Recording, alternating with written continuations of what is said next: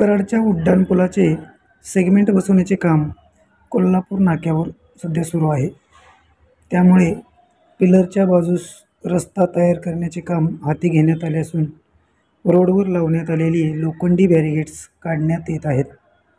February 2023 रोजी जुना उड्डाणपूल पाडताना लावण्यात आलेली ही बॅरिगेट्स सध्या काढण्यास प्रारंभ झाला असून त्यानंतर नवीन रस्ता तयार करण्यात येणार आहे.